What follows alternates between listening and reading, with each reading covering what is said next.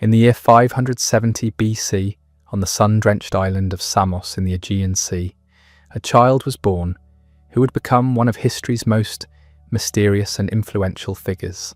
His name was Pythagoras, and the world he entered was a place where gods walked among mortals, where mathematics was sacred, and where the boundary between genius and madness was razor-thin. But here's what's fascinating about Pythagoras. Most people know him for a single theorem about right triangles that they learned in school and promptly forgot. What they don't know is that this man founded what was essentially history's first cult of mathematics. He believed numbers were alive. He thought beans were evil. He claimed he could remember his past lives stretching back centuries. And his followers, they would rather die than reveal his secrets. This is the story of a man who bridged the gap between ancient mysticism and modern science. A philosopher who treated mathematics like religion and religion like mathematics. Someone whose ideas about the fundamental nature of reality would echo through Plato, influence early Christianity, and lay the groundwork for how we understand the universe today. What I'm about to tell you isn't just the biography of an ancient Greek thinker. It's the origin story of Western intellectual tradition itself. The moment when humanity first glimpsed the mathematical code underlying all existence. And trust me, by the end of this journey, through Pythagoras' extraordinary life, you'll never look at numbers the same way again. But before we dive into this incredible story, take a moment to subscribe to the channel and hit that notification bell. It's a simple way to support our work, and it means everything to me. I'm always curious where in the world you're watching from, so drop a comment and let me know.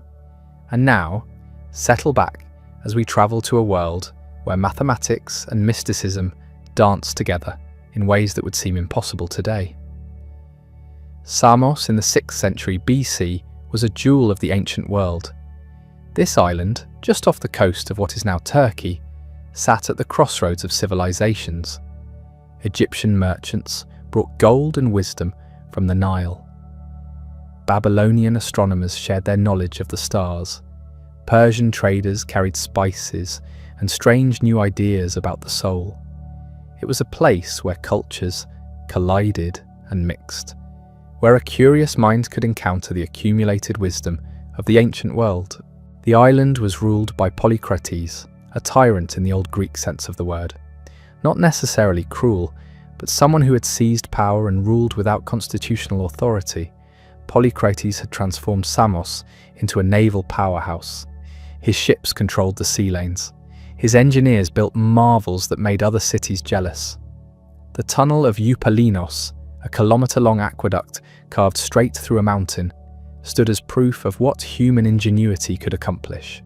Into this world of ambition and innovation, Pythagoras was born to Mnesarchus, a gem engraver, and Pythias, about whom history tells us frustratingly little. Some ancient sources claim his father was a merchant who travelled widely, bringing home not just goods but stories and ideas from distant lands. Others suggest the family had aristocratic connections. What seems certain is that young Pythagoras grew up in a household where learning was valued and curiosity encouraged. The boy showed unusual gifts early. Ancient biographers, writing centuries later, and with a tendency toward the mythological, claimed he possessed supernatural beauty and intelligence. They said he could charm wild animals with his voice, and that he bore a golden mark on his thigh, proof of his divine nature. Whether or not we believe these tales, they point to something real. Pythagoras was extraordinary, and people noticed. His education began with the best teachers Samos could offer. He studied with Hermodamus, a descendant of the poet Homer, learning the epic verses that form the backbone of Greek culture. Music was central to his training, not just entertainment, but a mathematical art that revealed the hidden harmonies of the cosmos. He learned to play the lyre, to understand rhythm and melody, to see how mathematical ratios created beautiful sounds. But Samos, for all its wonders, could not contain a mind like his. The young Pythagoras hungered for knowledge that went beyond what any single teacher could provide. He wanted to understand the fundamental principles that governed everything from the movement of planets to the growth of plants. And so, sometime in his 20s, he made a decision that would change his life forever.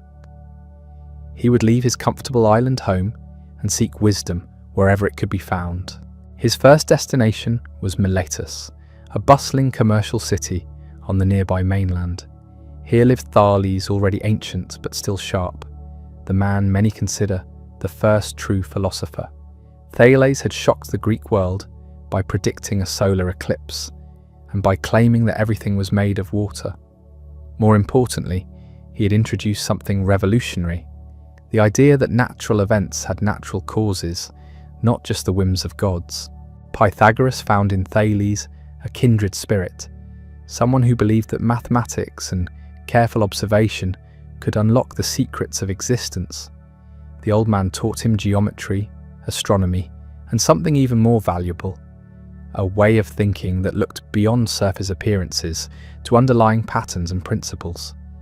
But Thales, now in his 80s, knew his time was limited. He urged his eager student to continue his education in Egypt, where the priests guarded wisdom that stretched back thousands of years. The journey to Egypt was not undertaken lightly. It meant months of dangerous travel by sea and land. Pirates haunted the Mediterranean. Storms could dash ships against rocky coasts. Egypt itself was a land of ancient mysteries, where foreigners were viewed with suspicion and sacred knowledge was closely guarded. But Pythagoras was determined. He had glimpsed something in his studies with Thales, a hint that behind the chaos of everyday experience lay a beautiful mathematical order. He needed to learn more. The Egypt that Pythagoras entered around 535 BC was a civilization already ancient beyond Greek imagination. The Great Pyramids had stood for over 2,000 years. The temples of Memphis and Heliopolis housed libraries that preserved knowledge from the dawn of history. The priests who served in these temples were not just religious figures, but scientists, mathematicians, astronomers, and philosophers. They had mapped the stars, calculated the flooding of the Nile, and developed mathematical techniques that amazed visiting Greeks. But gaining access to this wisdom was not simply a matter of showing up and asking to be taught. The Egyptian priesthood was exclusive, hierarchical, and deeply suspicious of outsiders. Pythagoras would need to prove himself worthy. According to later accounts, he underwent a lengthy initiation process that tested not just his intellectual abilities, but his moral character and spiritual dedication. The initiation began with purification rituals. Pythagoras was required to fast for extended periods, to abstain from certain foods, and to maintain ritual cleanliness. He learned that the Egyptians saw the body as a temple that must be kept pure if the soul was to perceive higher truths.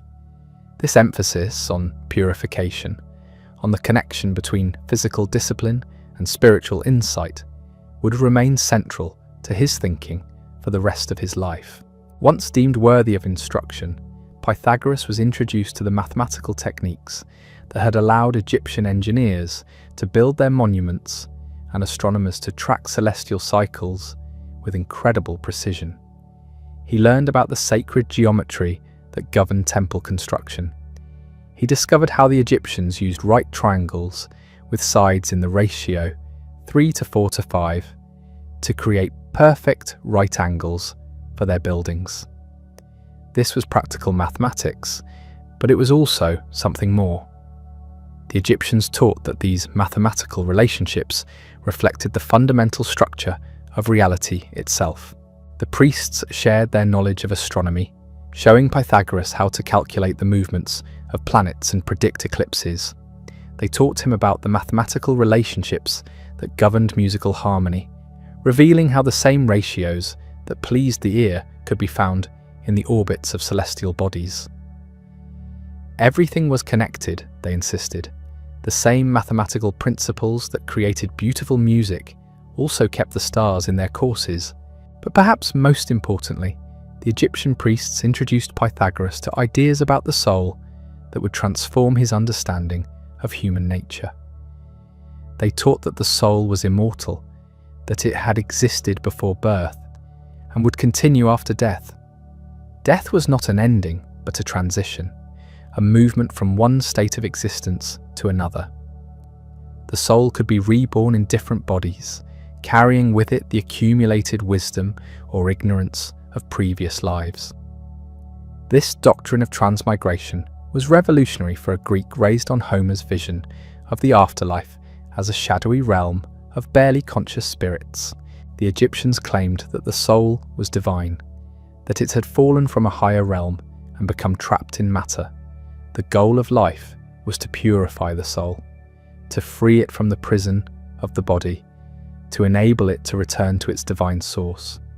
And the key to this purification was knowledge, particularly mathematical knowledge, which revealed the eternal truths that lay beyond the world of change and decay. Pythagoras spent years in Egypt, moving from temple to temple, learning from different schools of priests. He mastered their mathematical techniques, absorbed their astronomical knowledge, and embraced their spiritual teachings. But he was more than just a student. His sharp mind and innovative thinking impressed his teachers. He began to see connections they had missed, to develop new ways of understanding the mathematical principles they had preserved. The experience transformed him. When he had arrived in Egypt, he was a brilliant young Greek seeking knowledge. When he left, he was something new, a philosopher mystic who had synthesized Greek rationality with Egyptian spirituality. He carried with him not just techniques and facts, but a vision of reality as fundamentally mathematical, a universe where numbers were not just tools for calculation, but the very substance of existence. But his education was not complete. Egypt had given him a foundation, but there were other traditions to explore, other sources of wisdom to tap. His next destination would be Babylon, the great city of the East where astronomer priests had mapped the heavens with extraordinary precision and developed mathematical techniques that surpassed even those of Egypt. The journey from Egypt to Babylon was long and perilous, crossing deserts and navigating the complex politics of the Persian Empire. But Pythagoras was no longer the young seeker who had left Samos years earlier. He was becoming something unprecedented in the ancient world, a synthesizer of traditions, someone who could take the best insights from different cultures and weave them into something new and powerful. The Babylon that Pythagoras entered around 530 BC was unlike anything he had ever seen. This was the crown jewel of the Persian Empire, a city of hanging gardens and towering ziggurats where the very air seemed to hum with intellectual energy. The Babylonians had been studying the stars for over a millennium, and their knowledge of astronomy was legendary throughout the ancient world. But gaining access to this knowledge would prove even more challenging than his trials in Egypt. The Babylonian priest astronomers were notoriously secretive. Their mathematical techniques closely guarded state secrets. These men didn't just predict eclipses for religious ceremonies. They advised kings on matters of war and peace based on their readings of celestial omens. Their knowledge was power, and power was not shared lightly. Pythagoras found himself in a city where mathematics had reached heights that seemed almost magical. The Babylonians had developed a sophisticated number system based on 60 rather than 10, allowing them to perform calculations of stunning complexity. They could predict the positions of planets years in advance. They had discovered mathematical relationships in the movements of celestial bodies that wouldn't be rediscovered in the West for over 1,000 years. What fascinated Pythagoras most was their approach to numbers themselves. Unlike the practical Egyptian mathematics he had learned, Babylonian number theory seemed to touch something deeper. They had discovered what we now call the Pythagorean theorem centuries before Pythagoras was born, using it not just for construction, but as a key to understanding the hidden structure of reality. They saw numbers as having personalities, relationships, and powers that went far beyond mere counting. The Babylonians taught him about what they called perfect numbers and friendly numbers, mathematical relationships that seemed to reveal a cosmic harmony. They showed him how the same numerical ratios that governed musical intervals could be found in the orbits of planets. The universe, they insisted, was not random chaos but a vast musical composition written in the language of mathematics. But it was their understanding of the mystical properties of numbers that truly captured Pythagoras' imagination. The Babylonians had developed an elaborate numerology that assigned spiritual significance to different numbers. One represented unity, the divine source from which all things emerged. Two represented division, the fundamental duality that created the material world. Three represented harmony, the resolution of opposites. Four represented stability, the foundation of earthly existence.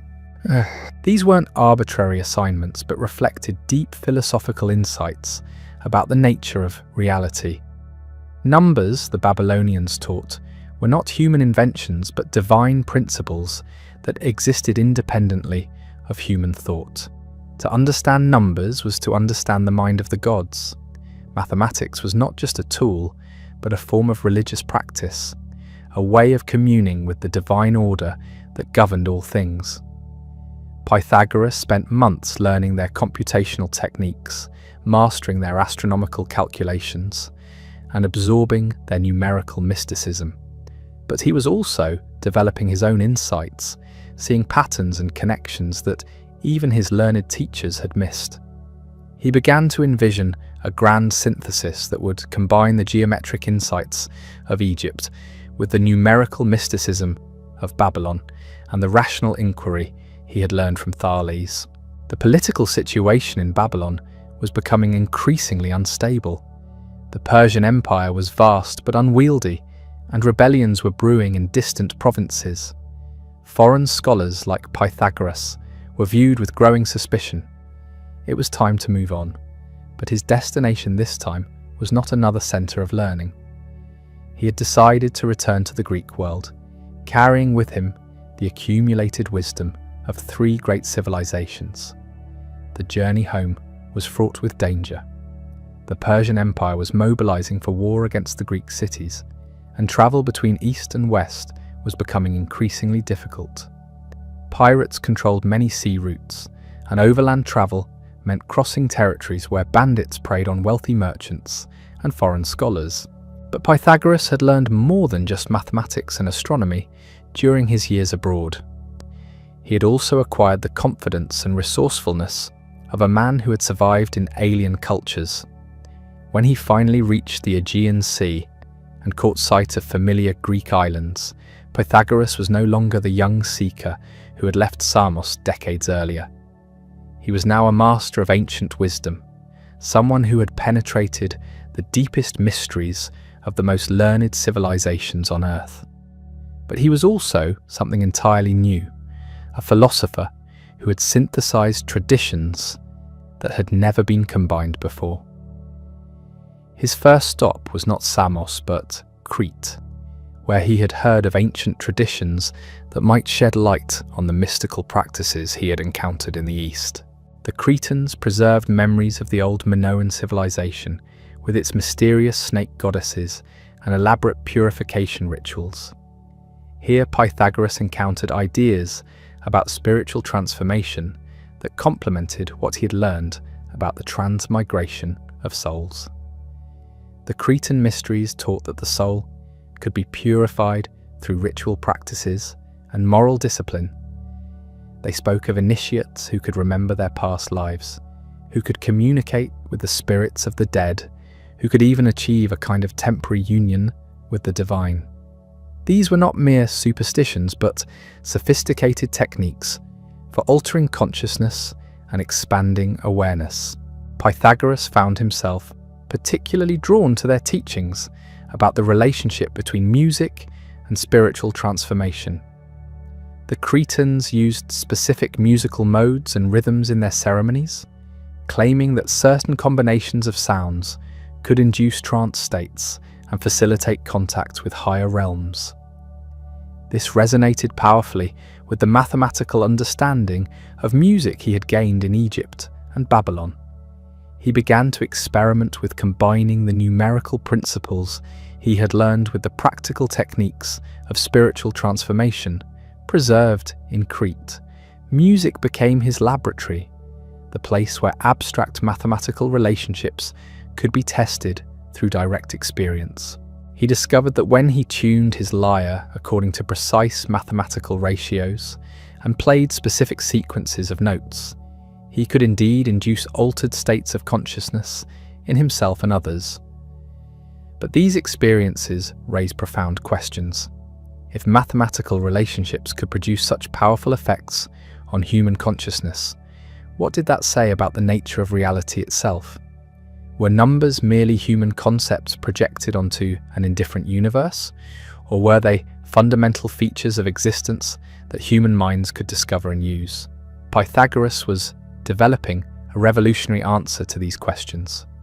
Numbers, he was beginning to believe, were not just tools for describing reality. They were reality. Everything that existed, from the smallest grain of sand to the largest star, was fundamentally mathematical in nature. The physical world was simply numbers made manifest, divine principles taking temporary form in matter. This insight would transform not just his own understanding, but the entire trajectory of Western thought. He was standing at the threshold of discoveries that would influence Plato, shape early Christianity, and lay the foundation for modern science. But he was also about to face the greatest challenge of his life. Returning to the Greek world meant confronting the political realities that had driven him to seek wisdom abroad in the first place. The Samos he returned to was no longer the prosperous independent island of his youth.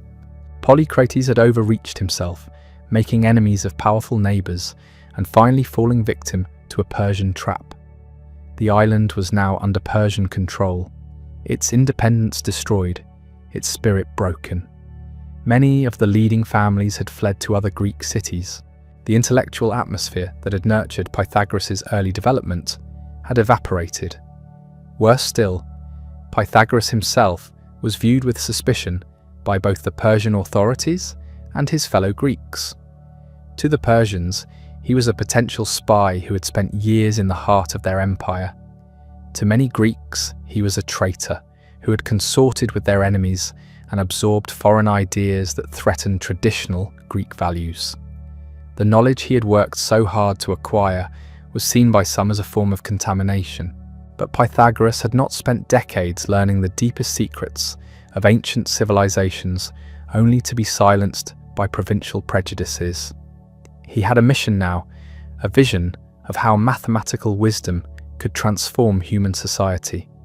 If Samos was no longer receptive to his teachings, he would find another place where his ideas could take root and flourish. His eyes turned westward to the Greek colonies of southern Italy. This region, known as Magna Graecia, was experiencing an intellectual renaissance. Cities like Croton, Metapontum, and Tarentum were attracting philosophers, mathematicians, and artists from across the Greek world. Here, far from the political turmoil of the Eastern Aegean, new ideas could flourish without the suspicion that plagued the old homeland. Croton particularly caught his attention. This prosperous city on the southern coast of Italy had a reputation for producing exceptional athletes and hosting some of the finest medical schools in the Greek world.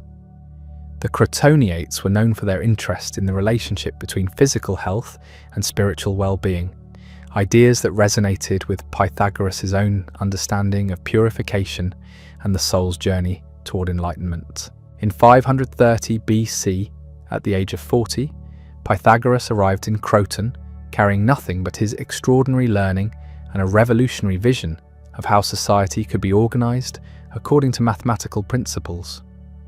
The man who stepped off the ship was no longer the curious young seeker who had left Samos decades earlier. He had been transformed by his encounters with the wisdom traditions of the ancient world, but he had also transformed those traditions, creating something entirely new. His appearance alone marked him as different. Where other philosophers dressed simply, Pythagoras wore the white robes that had become his trademark during his time in Egypt. His bearing was that of a man who had communed with the divine, who carried within himself secrets that could unlock the mysteries of existence. When he spoke, people listened, not just because of his words, but because of the presence he radiated. Word of the foreign philosopher spread quickly through Croton. Here was a man who claimed to remember his past lives, who could predict eclipses with mathematical precision, who taught that numbers were the fundamental reality underlying all existence. Some dismissed him as a charlatan or a madman, but others, particularly among the city's educated elite, found themselves drawn to his teachings with an intensity that surprised them.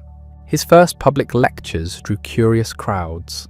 Pythagoras spoke not in the technical language of mathematics, but in metaphors and stories that made abstract concepts accessible to ordinary listeners. He told of his travels, of the wisdom he had encountered in distant lands, but always he returned to his central theme.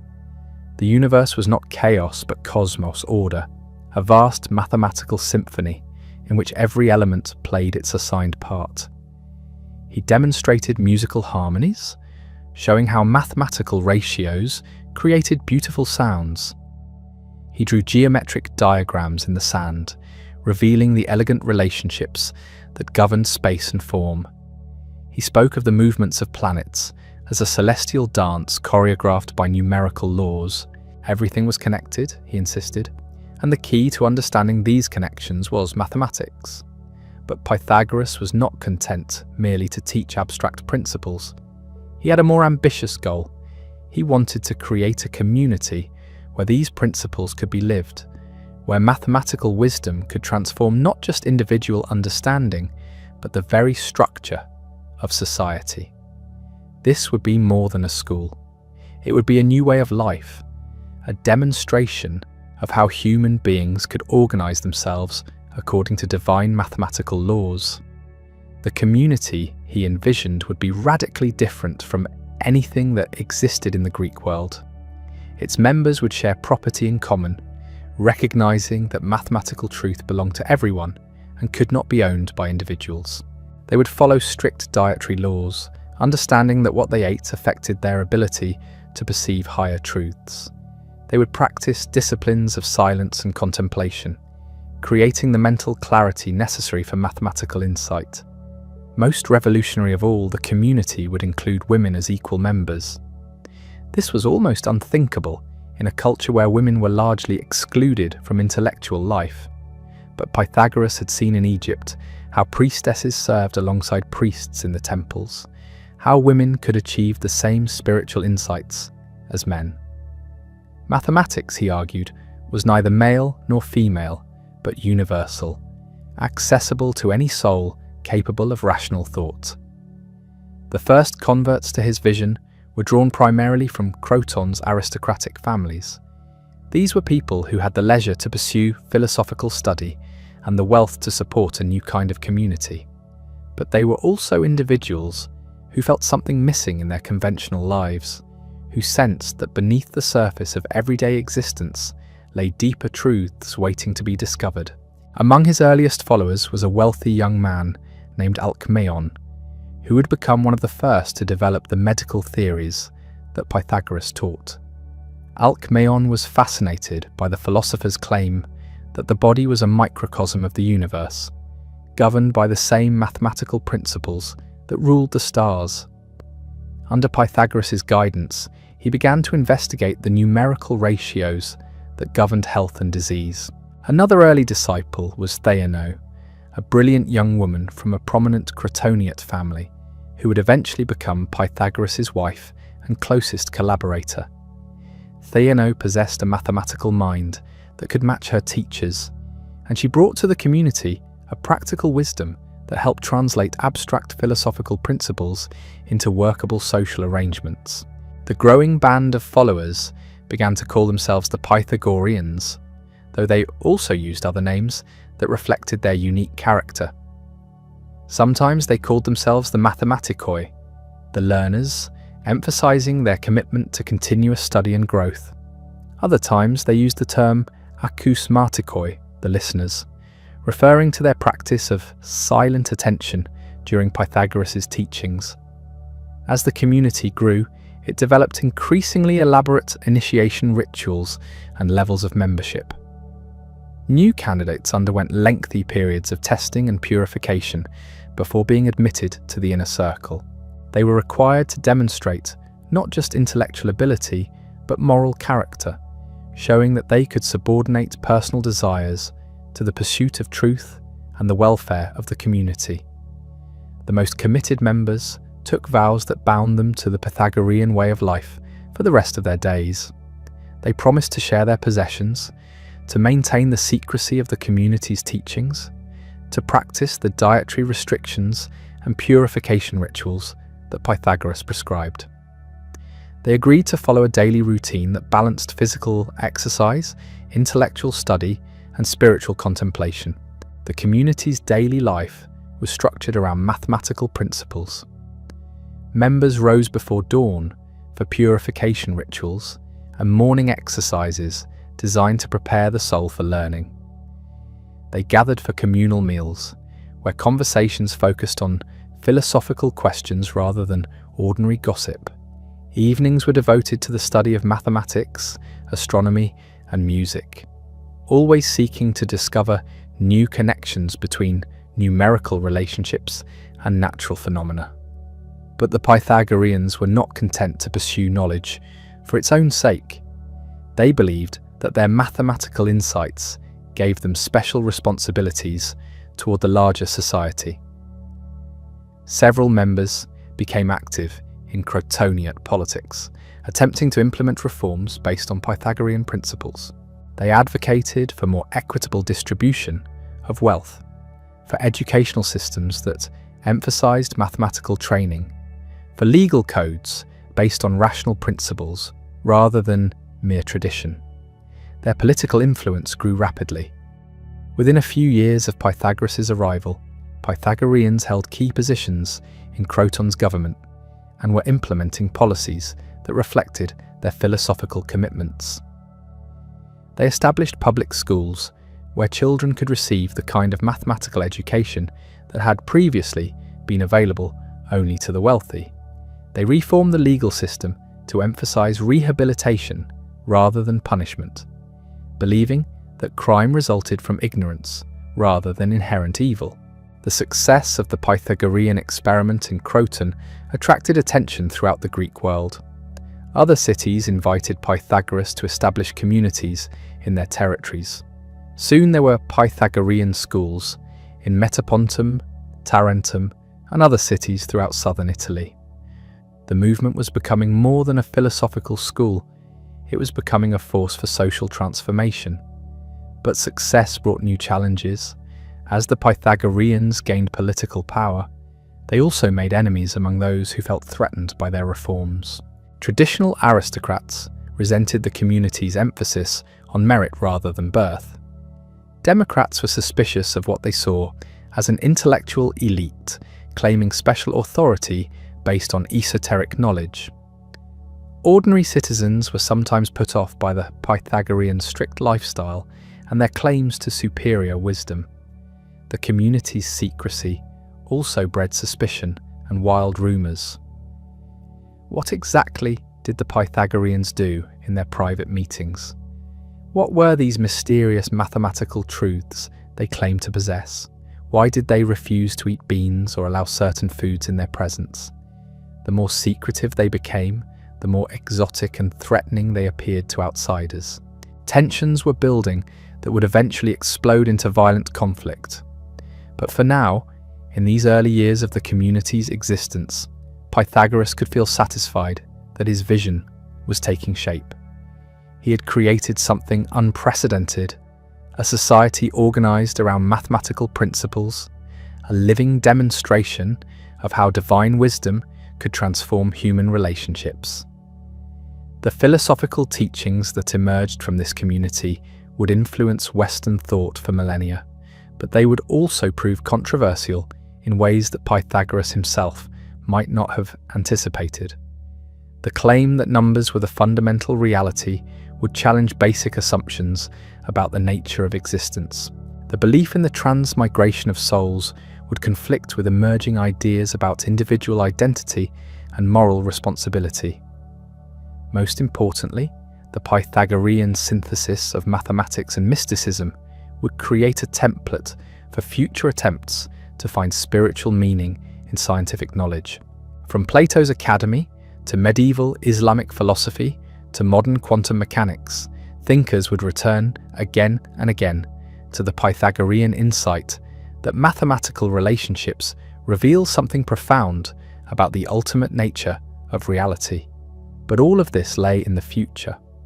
For now, Pythagoras was focused on the immediate task of building his revolutionary community and developing the mathematical insights that would justify his extraordinary claims about the nature of existence. The mathematical discoveries that emerged from the Pythagorean community were unlike anything the ancient world had seen before. While other philosophers debated abstract questions about the nature of reality, Pythagoras and his followers were uncovering concrete numerical relationships that seemed to govern everything from musical harmony to the movements of celestial bodies. Their most famous discovery, the theorem that bears Pythagoras' name, was actually known to Babylonian mathematicians centuries earlier.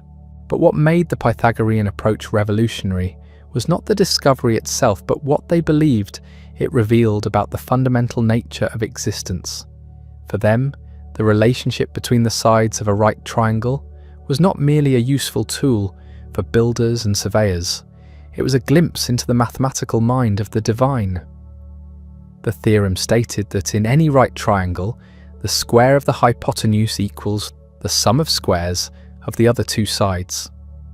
Written as an equation, this becomes the elegant formula that millions of students have memorized without truly understanding its profound implications.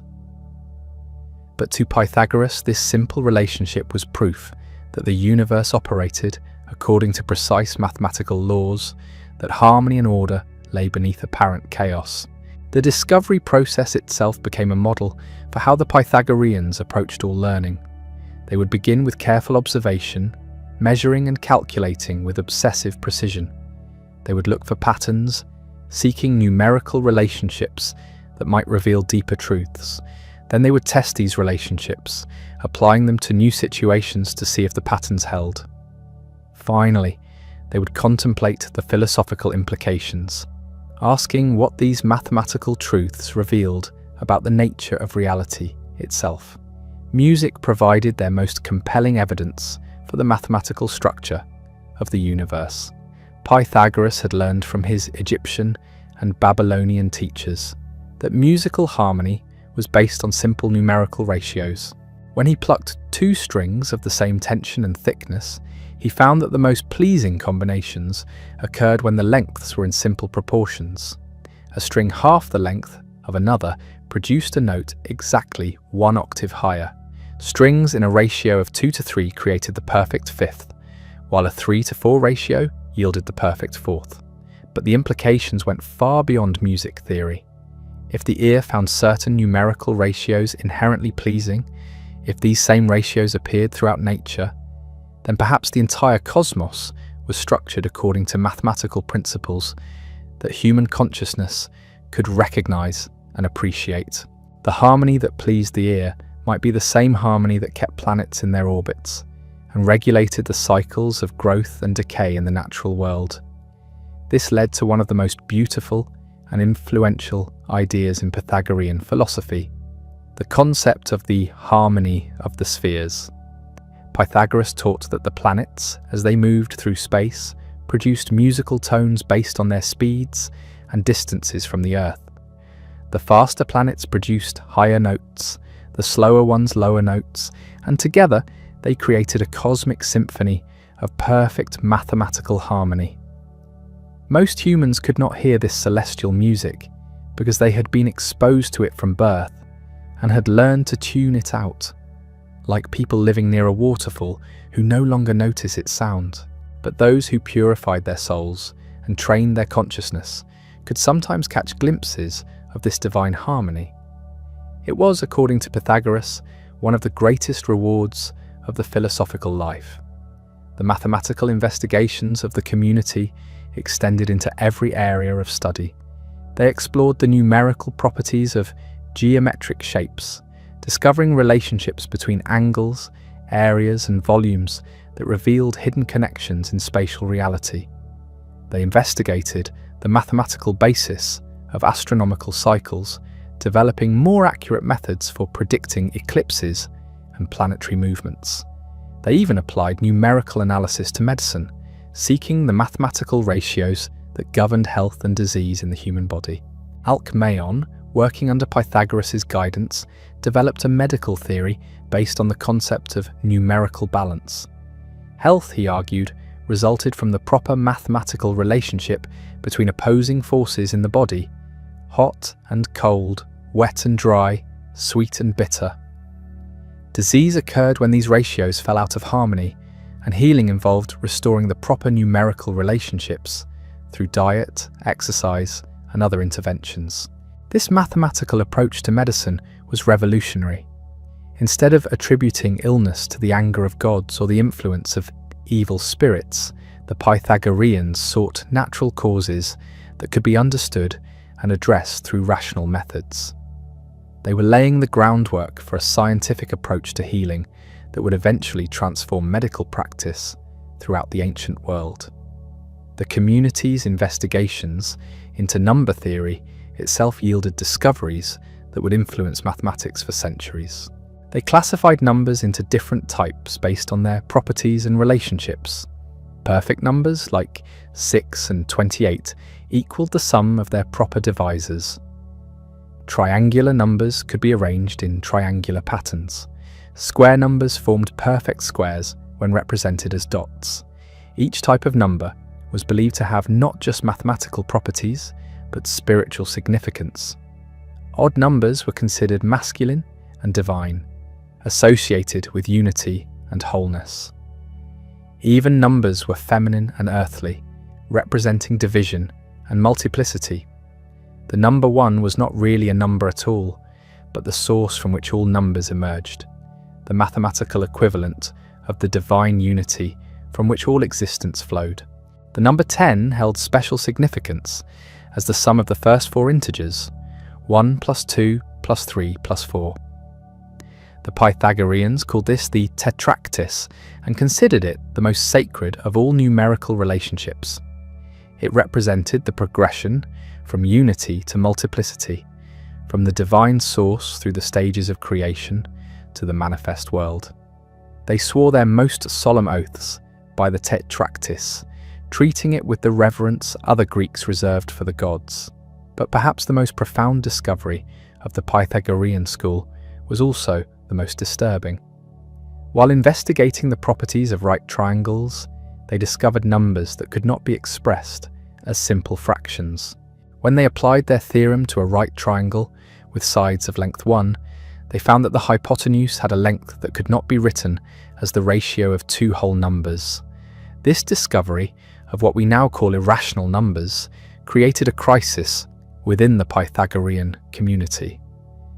If numbers were the fundamental reality underlying all existence, how could there be numerical relationships that could not be expressed in terms of the simple ratios they considered divine? The discovery threatened the very foundation of their mathematical mysticism. Legend has it that the Pythagorean who first proved the existence of irrational numbers was sworn to secrecy, and when he violated this oath by sharing the discovery with outsiders, he was expelled from the community or even killed. Whether or not this dramatic story is true, it reflects the profound challenge that irrational numbers posed to Pythagorean philosophy. The community's response to this crisis revealed both their intellectual honesty and their deep commitment to their philosophical framework. Rather than suppressing the discovery or denying its implications, they worked to understand how irrational numbers could fit within their vision of a mathematically ordered universe. They developed new ways of thinking about numerical relationships that could accommodate these troublesome quantities while preserving their fundamental insight about the mathematical nature of reality. This intellectual flexibility was characteristic of the Pythagorean approach to learning. Despite their reputation for dogmatic adherence to strange rules and beliefs, they were actually remarkably open to new evidence and willing to revise their theories when confronted with compelling mathematical proof.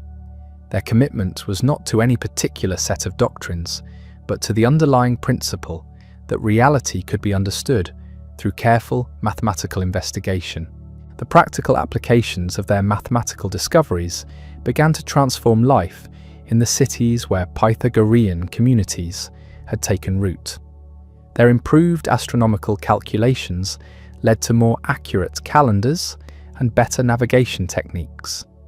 Their architectural innovations, based on mathematical principles of proportion and harmony, resulted in buildings of unprecedented beauty and structural integrity. Their medical theories contributed to more effective treatments for various ailments, but it was their political influence that would ultimately prove most controversial. The Pythagoreans believed that their mathematical insights gave them special qualifications for leadership. They argued that just as mathematical laws govern the natural world, so human society should be organized according to rational principles discoverable through philosophical investigation. This led them to advocate for what they called the rule of the wise, a form of government where political power would be exercised by those who had achieved the highest levels of mathematical and philosophical understanding. It was an early version of what Plato would later call the rule of philosopher kings, and it proved just as problematic in practice as it would in Plato's Republic. The Pythagorean vision of rational government included several radical innovations. They proposed that laws should be based on mathematical principles rather than tradition or the arbitrary will of rulers. They advocated for educational systems that would give all citizens access to mathematical training, believing that an educated populace was necessary for a just society. They even suggested that economic relationships should be governed by mathematical concepts of proportion and fairness. Some of these ideas were implemented in the cities where Pythagoreans gained political influence. Croton, in particular, became a testing ground for Pythagorean political theory. The city's laws were revised to emphasize rational principles over traditional customs. Public funds were devoted to mathematical education. Economic policies attempted to create more equitable distribution of wealth based on mathematical concepts of proportional justice. For a time, these experiments seemed successful. Croton prospered under Pythagorean influence, achieving new levels of cultural sophistication and economic stability. Other cities sought to implement similar reforms, and the Pythagorean movement spread throughout southern Italy and beyond. But the very success of the Pythagorean political experiment contained the seeds of its eventual destruction. As the community gained power and influence, it also attracted envy and resentment from those who felt excluded from its benefits. The emphasis on mathematical education and rational governance appealed to intellectuals and the wealthy, but it often seemed cold and elitist to ordinary citizens who valued traditional ways of life. Moreover, the Pythagorean claim to possess special wisdom that qualified them for political leadership struck many as arrogant and dangerous. Democracy was beginning to emerge as an alternative to traditional aristocratic rule, and the idea that a self-selected group of philosophers should govern based on their mathematical insights seemed to many like a new form of tyranny disguised as enlightenment. The community's secretive nature only added to the suspicions surrounding them. What were these mysterious teachings that could only be shared among the initiated? Why did the Pythagoreans refuse to explain their beliefs to outsiders? The very practices that had helped preserve and develop their mathematical insights began to seem threatening to those who felt excluded from their benefits. Tensions were building that would soon explode into violence. But before that crisis arrived, Pythagoras and his followers would make one more discovery that would shake the foundations of their mathematical mysticism and force them to confront the deepest questions about the nature of knowledge and reality. The discovery came through their investigation of musical harmony. While experimenting with different ways of tuning their instruments, they found relationships between sounds that could not be expressed in the simple numerical ratios that formed the basis of their harmonic theory. Just as their geometric investigations had revealed irrational numbers, their musical research was uncovering harmonious relationships that seemed to exist outside the mathematical framework they had constructed to explain them. This second crisis in Pythagorean mathematics was even more challenging than the first. Music had been the cornerstone of their proof that the universe was fundamentally mathematical. If musical harmony itself could not be completely explained by simple numerical relationships, what did that say about their entire philosophical system? The community's response to this challenge would test their intellectual courage and determine whether their mathematical mysticism could evolve to accommodate new discoveries or would collapse under the weight of its own contradictions. Under the weight of its own contradictions, the crisis over musical harmony forced the Pythagoreans to confront a fundamental question that would echo through centuries of philosophical debate. If the universe was truly mathematical in nature, why did some of the most beautiful and harmonious phenomena resist reduction to simple numerical relationships? The answer they developed would prove to be one of their most sophisticated and influential contributions to human thought. Pythagoras himself took the lead in addressing this challenge. Now in his 60s, the master had lost none of his intellectual vigour or his ability to synthesize apparently contradictory insights into a higher understanding. He gathered his most advanced students in the inner sanctum of their meeting hall, a circular room whose proportions were based on the golden ratio and whose acoustic properties had been carefully calculated to enhance both speech and musical performance. For weeks they wrestled with the implications of their discoveries. Some argued that the existence of non-rational harmonies disproved their fundamental thesis about the mathematical nature of reality. Others suggested that their understanding of mathematics itself was simply incomplete, that there were higher forms of numerical relationship they had not yet discovered. The debates grew heated, threatening to split the community apart. But Pythagoras proposed a different interpretation, one that would transform their understanding of both mathematics and reality. Perhaps, he suggested, the universe operated on multiple levels of mathematical organization. The simple ratios they had discovered represented one layer of cosmic harmony, but there were deeper, more complex mathematical structures that governed phenomena that appeared irrational from a limited perspective. This insight led to a revolutionary expansion of Pythagorean mathematical philosophy. They began to explore what we might now call higher-order mathematical relationships, patterns that emerged only when simple numerical ratios were combined in complex ways. They discovered that sequences of numbers could have properties that no individual number possessed, that geometric shapes could embody mathematical principles that could not be reduced to simple arithmetic. The concept of mathematical infinity began to take shape in their thinking. If numbers extended endlessly in both directions, if geometric figures could be divided infinitely, then perhaps the universe itself was structured as an infinite hierarchy of mathematical relationships. What appeared irrational at one level might reveal its underlying mathematical nature when viewed from a higher perspective. This new understanding of mathematics as a multi-layered, infinitely complex system had profound implications for their spiritual teachings. The soul's journey through multiple lifetimes, they now realized, was itself a process of ascending through different levels of mathematical understanding. Each incarnation offered opportunities to grasp new aspects of the cosmic mathematical order, to perceive patterns that had been invisible from lower levels of consciousness. The purification practices that had always been central to Pythagorean life took on new meaning in light of these insights.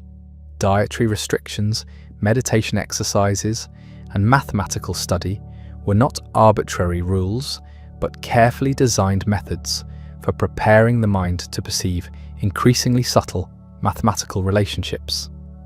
The goal was not simply to understand individual theorems, but to develop the kind of consciousness that could apprehend the infinite mathematical symphony of existence itself. This evolved Pythagorean philosophy began to attract a new generation of followers who were drawn not just to mathematical discoveries, but to the promise of spiritual transformation through mathematical contemplation. Among these new disciples was a young man named Empedocles, who would later become famous for his theory of the four elements, and Parmenides, whose logical arguments about the nature of being would influence Plato and shape the entire tradition of Western metaphysics. But the community's growing sophistication in mathematical philosophy was accompanied by increasing isolation from the practical concerns of ordinary citizens.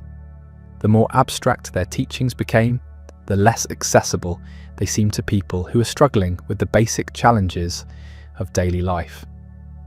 The gap between the Pythagorean elite and the broader population was widening, creating resentments that would soon boil over into violence. The political situation in Croton was becoming increasingly unstable.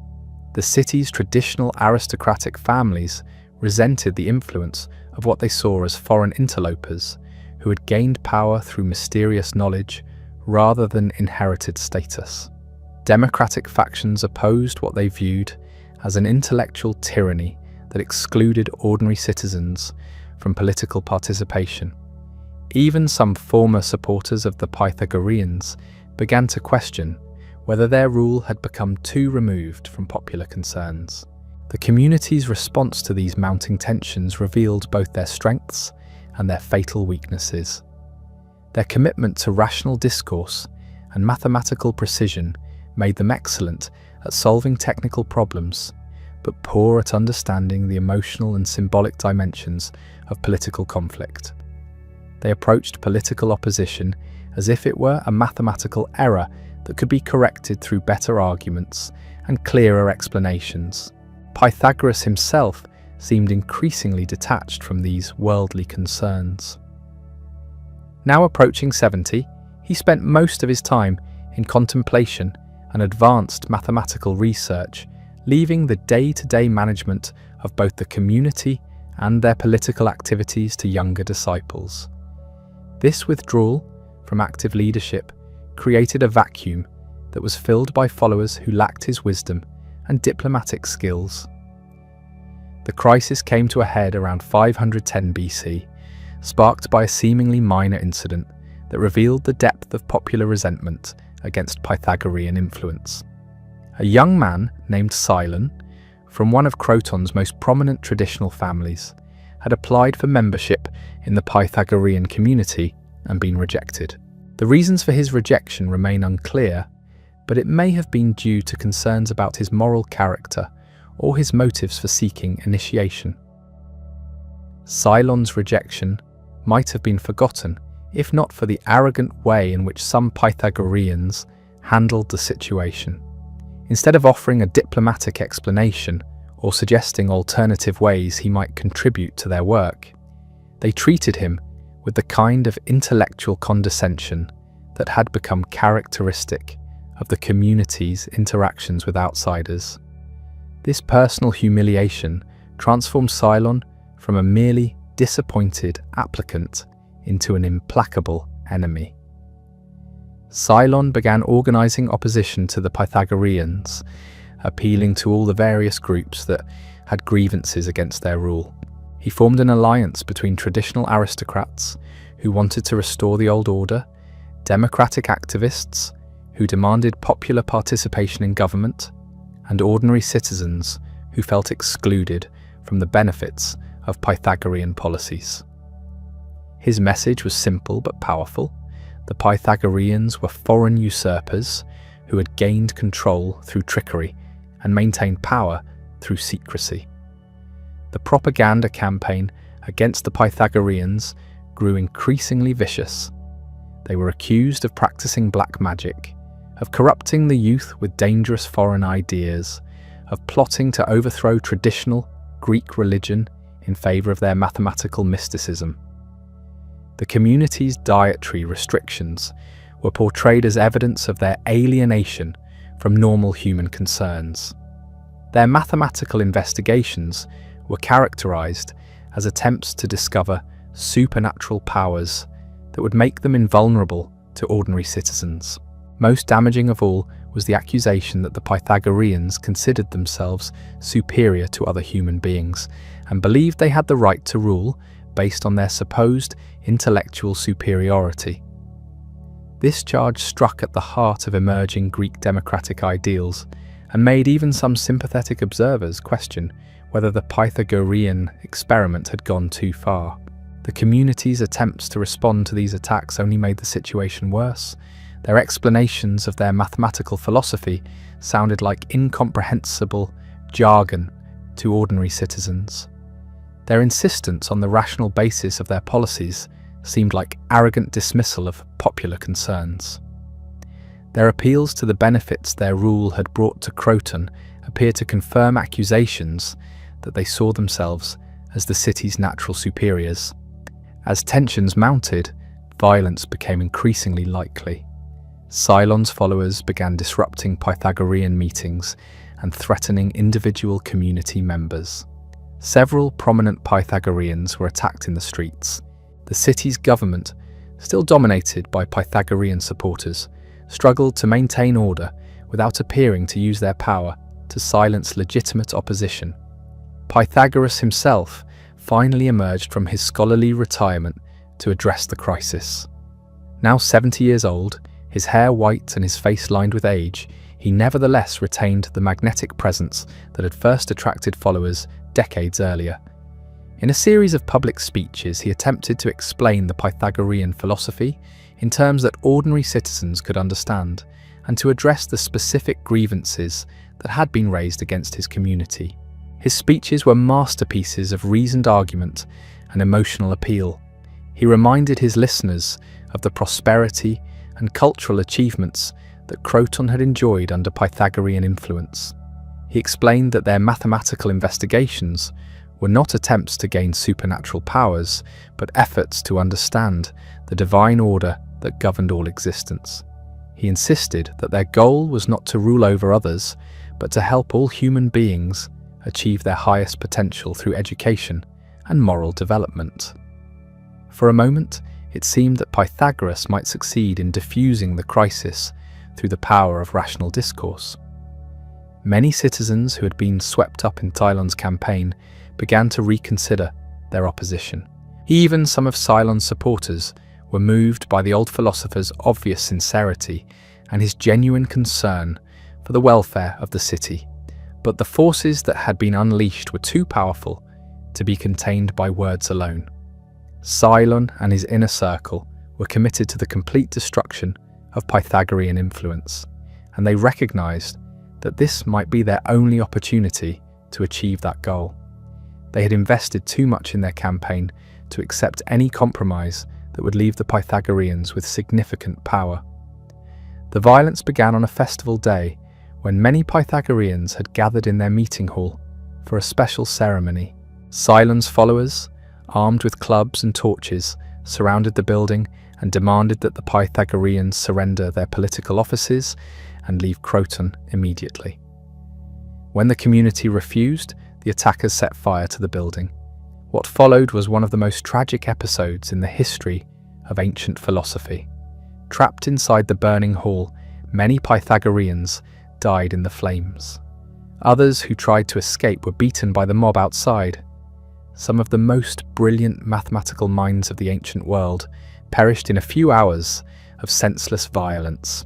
The exact details of what happened to Pythagoras himself remain disputed.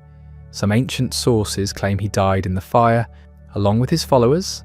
Others suggest he escaped but was so devastated by the destruction of his life's work that he soon died of grief. Still others maintain that he fled to another city, where he lived out his final years in obscurity, never again attempting to establish a philosophical community. What is certain is that the violent destruction of the Pythagorean community in Croton marked the end of the first great experiment in applying mathematical philosophy to practical politics. The dream of rational government based on mathematical principles had ended in flames and bloodshed, a cautionary tale about the dangers of intellectual arrogance and the difficulties of translating abstract ideals into workable social institutions. But the ideas that had been born in the Pythagorean community would survive the destruction of their physical manifestation. Surviving members of the community scattered throughout the Greek world, carrying with them the mathematical and philosophical insights they had developed. Some established new schools in other cities, others became travelling teachers, spreading Pythagorean ideas wherever they went. The influence of these scattered Pythagoreans would prove to be enormous.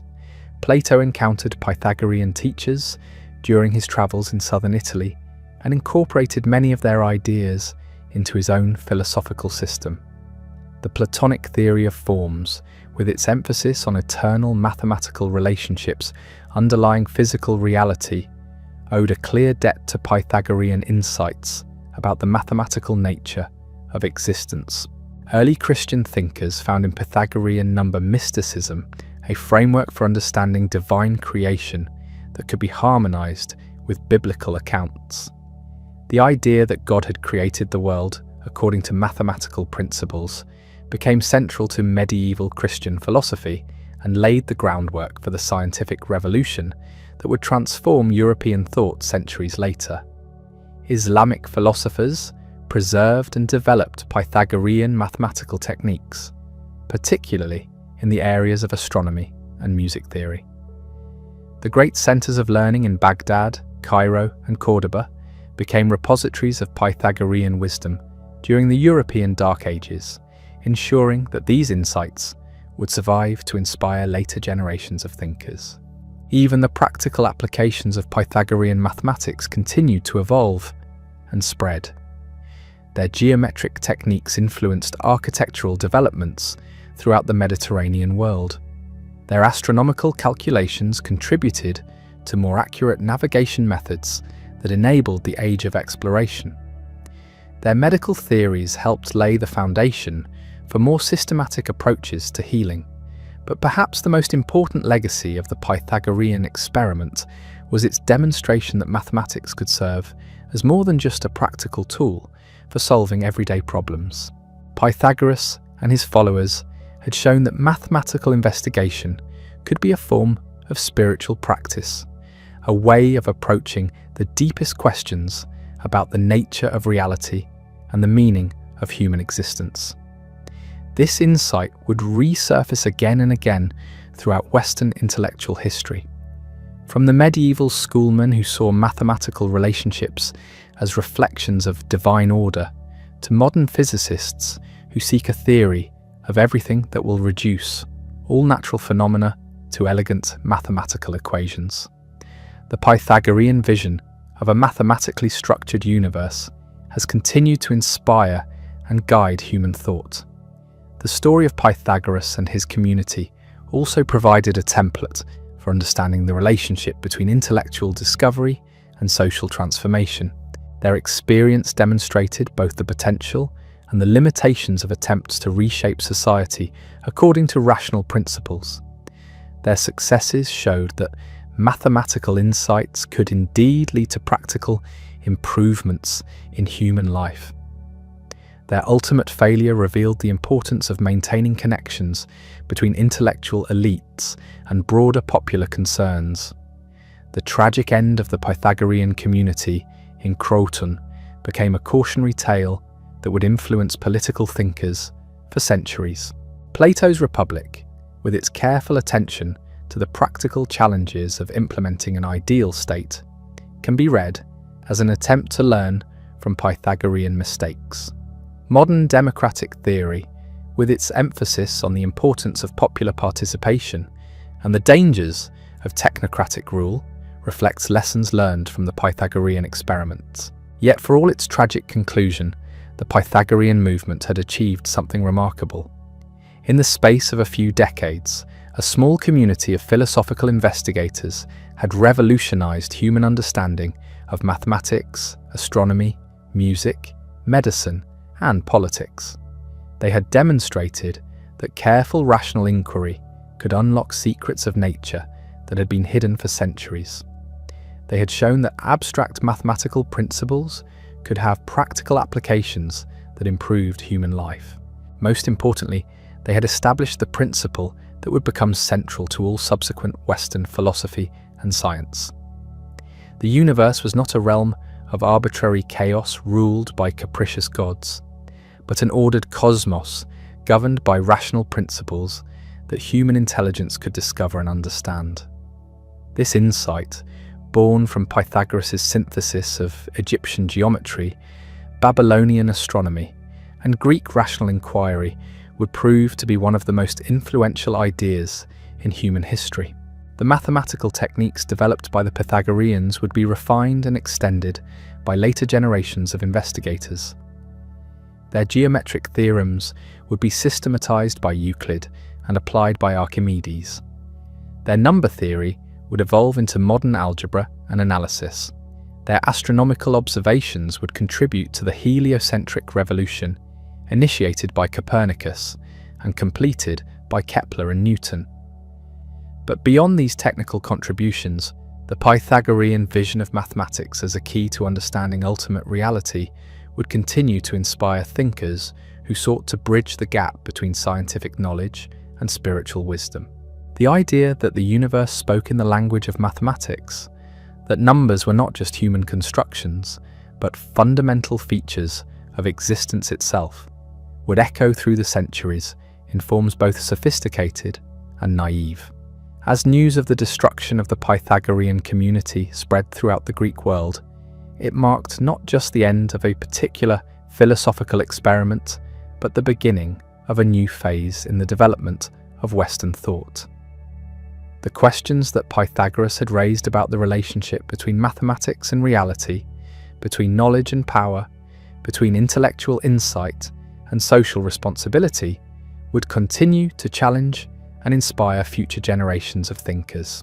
The mathematical mysticism that had flourished in the gardens and meeting halls of Croton would find new expressions in the academy that Plato would establish in Athens, in the House of Wisdom that would arise in Baghdad, in the universities that would transform medieval Europe, and in the research institutes that would drive the scientific revolution of the modern era. The flames that consumed the Pythagorean meeting hall in Croton sent smoke signals across the ancient world, but they could not burn away the ideas that had been forged within those walls. As survivors fled into the night, carrying with them fragments of mathematical wisdom and bitter memories of violence, they were unknowingly beginning one of the most remarkable intellectual diaspora in human history. Among those who escaped the inferno was Philolaus, one of Pythagoras' most brilliant disciples and the first to commit Pythagorean teachings to writing. For decades, the community's most sacred insights had been preserved only in the minds of initiates, passed down through oral tradition and protected by solemn vows of secrecy. But the destruction of their centre forced a painful recognition. If their discoveries were to survive, they could no longer rely on the fragile vessel of human memory alone. Philolaus found refuge in the city of Tarentum, where sympathetic allies provided him with the resources to begin the monumental task of recording what had been lost. Working in secret, often by candlelight in hidden rooms, he began to transcribe the mathematical theorems, astronomical observations, and philosophical insights that had been accumulated over decades of collective investigation. His writings were revolutionary, not just in their content, but in their very existence. For the first time, the inner teachings of the Pythagorean school were being preserved in permanent form, though Philolaus was careful to encode the most sensitive material in symbolic language that would be meaningless to the uninitiated. These texts would become the foundation for all later understanding of Pythagorean philosophy, influencing thinkers from Plato to medieval Islamic scholars to Renaissance mathematicians. But Philolaus was not the only survivor working to preserve the Pythagorean legacy. Across southern Italy and Sicily, scattered groups of former community members were establishing new schools and attracting new students. These were not attempts to recreate the grand experiment of Croton, but smaller, more modest efforts to continue the mathematical and philosophical investigations that had been so brutally interrupted. In Metapontum, Eurytus developed new approaches to number theory that pushed beyond the simple ratios that had originally defined Pythagorean mathematics. His investigations into what we might now call mathematical series and sequences revealed patterns that seemed to govern everything from the arrangement of leaves on a stem to the spiral structure of seashells. Nature itself, he argued, was constantly demonstrating mathematical principles for those who knew how to look. Meanwhile, in Syracuse, Echecrates was applying Pythagorean medical theories to develop new treatments for mental illness. The idea that psychological disorders might result from mathematical imbalances in the soul rather than demonic possession was revolutionary for its time. His careful observations of patients and systematic testing of different therapeutic approaches helped establish medicine as a rational discipline based on natural causes rather than supernatural intervention. These scattered communities maintained contact with each other through a network of travelling scholars who carried new discoveries from city to city. They developed a sophisticated system of mathematical notation that allowed complex ideas to be transmitted accurately across distances. Most importantly, they preserved the Pythagorean conviction that mathematical investigation was not merely an intellectual exercise, but a form of spiritual practice that could transform both individual consciousness and human society. The influence of these Neo-Pythagorean communities began to spread beyond the Greek world. Egyptian scholars working in the Great Library of Alexandria encountered Pythagorean texts and found in them mathematical techniques that complemented their own astronomical traditions. They began to develop new methods for calculating planetary positions that would eventually contribute to the work of Ptolemy and other great ancient astronomers. In Babylon, mathematicians who had preserved their own numerical traditions for centuries discovered that Pythagorean geometric methods could solve problems that had puzzled them for generations. The synthesis of Babylonian algebra with Pythagorean geometry created new mathematical possibilities that would not be fully explored until the Islamic Golden Age centuries later. But perhaps the most significant development was taking place in Athens, where a young aristocrat named Plato was beginning his own philosophical journey. Plato had grown up hearing stories about the Pythagorean experiment in Croton, and the violent destruction of that community had left a deep impression on his developing political philosophy. How could rational governance be achieved without falling into the trap of intellectual arrogance that had doomed the Pythagoreans? When Plato travelled to southern Italy in his 30s, he sought out surviving Pythagorean teachers and spent months studying their mathematical methods and philosophical insights. The experience was transformative. He encountered in Pythagorean thought a vision of reality that perfectly complemented his own emerging ideas about the relationship between the physical world and eternal truths.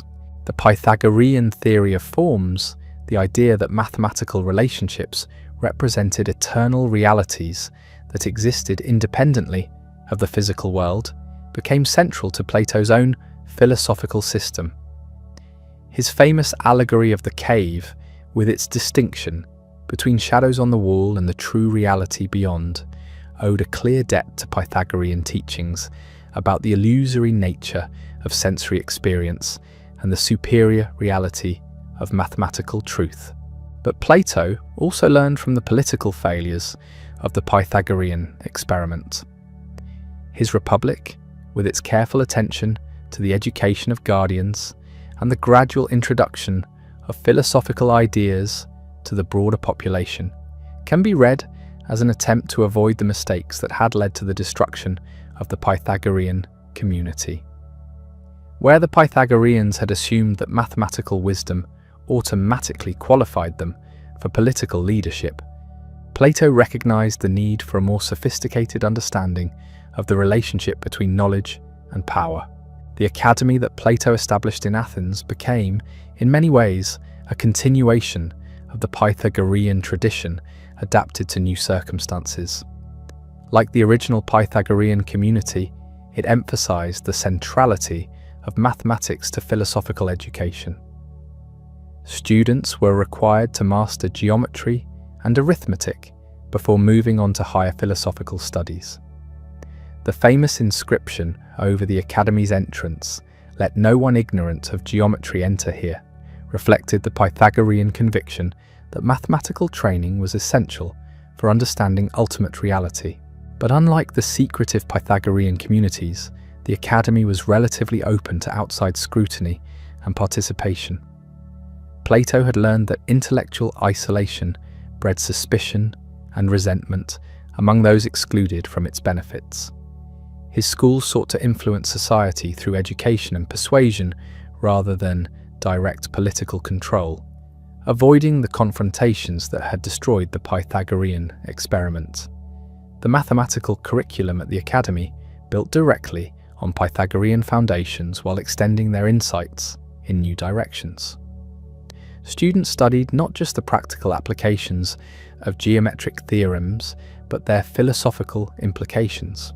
They learned to see mathematical relationships as glimpses into a higher realm of perfect forms that existed beyond the changing world of physical experience. This Platonic synthesis of Pythagorean mathematics with broader philosophical inquiry proved extraordinarily influential. The academy attracted students from across the Mediterranean world, and many of them carried Pythagorean-influenced ideas back to their home cities. Within a generation, mathematical approaches to philosophy and natural investigation were spreading throughout the Greek world and beyond. One of the most remarkable developments was the emergence of mathematical astronomy as a systematic discipline, building on Pythagorean insights about numerical relationships in celestial movements. Academy-trained scholars began developing geometric models that could predict planetary positions with unprecedented accuracy. These models would eventually evolve into the sophisticated astronomical systems of Hipparchus and Ptolemy that dominated scientific thought for over a millennium. The Pythagorean influence also spread into other areas of intellectual inquiry. In medicine, the idea that health resulted from mathematical balance among bodily elements inspired new approaches to diagnosis and treatment. In music theory, Pythagorean insights about numerical ratios led to more sophisticated understanding of harmonic relationships and the development of new musical scales and instruments. Even in practical arts like architecture and engineering, Pythagorean mathematical principles began to influence design and construction. The proportional relationships that Pythagoras had discovered in musical harmony were applied to building design, creating structures that seemed to embody mathematical beauty in physical form. The Parthenon, completed during this period, reflected these influences in its careful attention to geometric ratios and proportional relationships. But the most profound legacy of the Pythagorean tradition lay in its transformation of how humans understood their place in the cosmos. Before Pythagoras, most ancient peoples saw the universe as fundamentally chaotic, ruled by capricious gods whose actions could not be predicted or understood. The natural world was mysterious and threatening, a realm where human reason had little power. The Pythagorean vision replaced this chaotic cosmos with an ordered universe governed by mathematical laws that human intelligence could discover and comprehend. This was not just an intellectual revolution, but a spiritual one. If the universe operated according to rational principles, then human beings, as rational creatures, were not aliens in a hostile cosmos, but participants in a grand mathematical symphony. This insight had profound implications for how people understood their moral and spiritual responsibilities.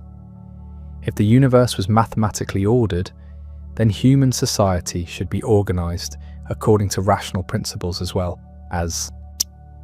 Justice was not arbitrary, but could be understood through mathematical concepts of proportion and balance. Virtue was not a matter of following arbitrary rules, but of bringing one's soul into harmony with the mathematical structure of reality itself.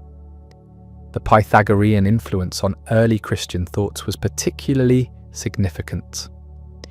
Christian theologians found in Pythagorean number mysticism a framework for understanding divine creation that could be harmonized with biblical accounts.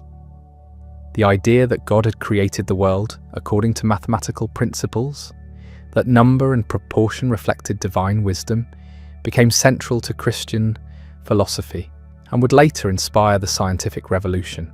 St. Augustine, writing in the 5th century, drew heavily on Pythagorean-influenced Platonic ideas about the relationship between temporal and eternal reality. His vision of history as a rational progression toward divine fulfillment owed much to the Pythagorean conviction that mathematical order underlay apparent chaos.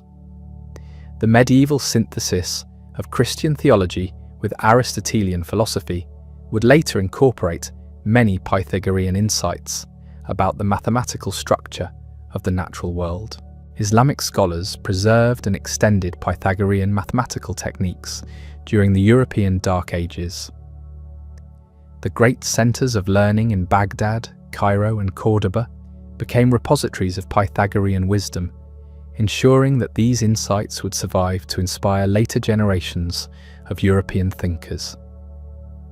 Islamic mathematicians like Al-Khwarizmi and Al-Kindi built directly on Pythagorean foundations in developing algebra and advancing geometric knowledge. The rediscovery of Pythagorean texts during the Renaissance sparked new interest in mathematical approaches to understanding nature. Figures like Leonardo da Vinci and Johannes Kepler saw themselves as continuing the Pythagorean tradition of seeking mathematical harmony in natural phenomena. The scientific revolution that transformed European thought in the 16th and 17th centuries was, in many ways, a fulfillment of the Pythagorean vision of a mathematically comprehensible universe. Modern physics, with its search for mathematical laws that govern everything from subatomic particles to galactic clusters, represents the latest chapter in a story that began with Pythagoras and his followers on the island of Samos over 2 millennia ago. When contemporary scientists speak of the universe as fundamentally mathematical, when they seek elegant equations that can describe all natural phenomena, they are echoing insights first articulated in the meeting halls and gardens of ancient Pythagorean communities. The tragic destruction of the original Pythagorean experiment in Croton had forced a painful recognition about the relationship between intellectual achievement and political power. But it had also demonstrated the remarkable resilience of ideas that capture fundamental truths about reality. The flames that consumed their meeting hall could destroy buildings and kill individuals, but they could not eliminate insights that had already taken root in human consciousness.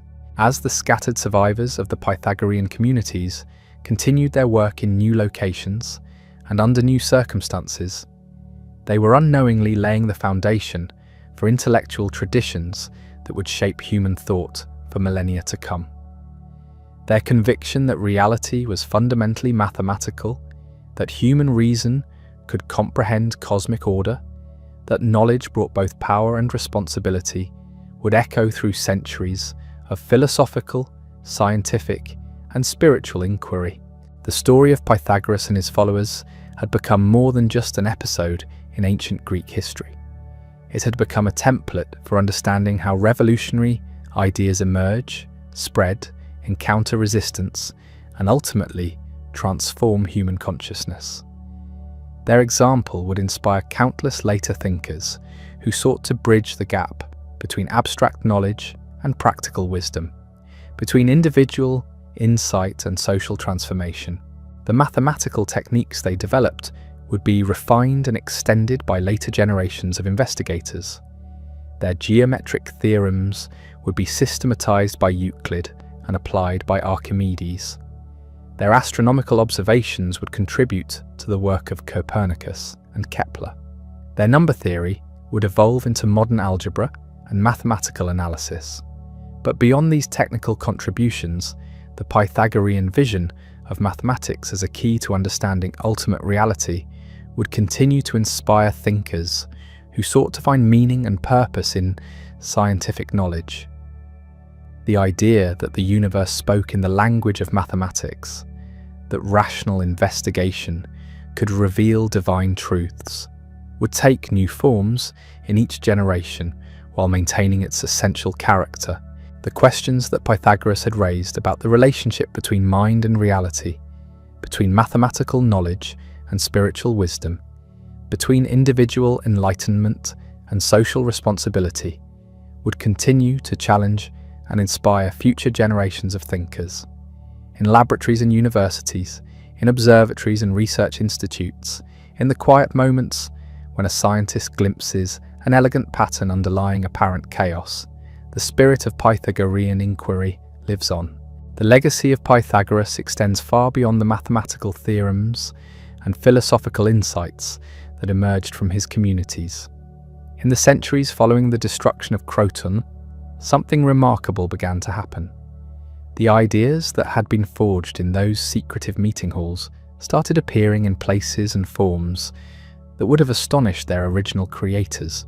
In the bustling marketplaces of Alexandria, merchants used geometric principles to calculate fair prices and optimal shipping routes. Egyptian engineers applied Pythagorean techniques to design irrigation systems that maximized agricultural productivity. The practical mathematics that had once been the closely guarded secret of an elite philosophical community was becoming part of the everyday toolkit of craftsmen and traders throughout the Mediterranean world. But this democratization of mathematical knowledge came with unexpected consequences. As Pythagorean techniques spread beyond their original context, they began to evolve in ways that diverged from the master's original vision. What had been conceived as spiritual practice became practical methodology. What had been mystical revelation became mundane calculation. The tension between these two aspects of the Pythagorean inheritance would shape intellectual development for centuries to come. On one side were those who preserved the mystical dimension of mathematical inquiry, seeing in numbers and geometric relationships glimpses of divine truth that transcended material concerns. On the other were practical investigators who used mathematical techniques to solve concrete problems without necessarily accepting the metaphysical framework that had originally justified them. This split manifested most clearly in the different ways that various cultures absorbed and transformed Pythagorean ideas. In the Greek world, mathematical investigation remained closely tied to philosophical speculation about the ultimate nature of reality. Students at the academy and other philosophical schools continue to see geometry and arithmetic as stepping stones toward higher wisdom, tools for training the soul to perceive eternal truths. But in the Roman world, mathematics increasingly became a practical discipline focused on engineering, administration, and military applications. Roman engineers used geometric principles to build roads and aqueducts without necessarily embracing Pythagorean beliefs about the mystical significance of mathematical relationships. The utility of mathematical knowledge was separated from its supposed spiritual value. This pragmatic approach to mathematics would prove enormously influential in shaping later Western attitudes toward scientific knowledge. The Roman emphasis on practical results rather than theoretical understanding established a pattern that would persist through medieval and modern times. Mathematics was valuable not because it revealed cosmic truths, but because it worked, because it enabled people to build better buildings, navigate more accurately, and solve practical problems more efficiently. Yet the mystical dimension of Pythagorean thought never entirely disappeared.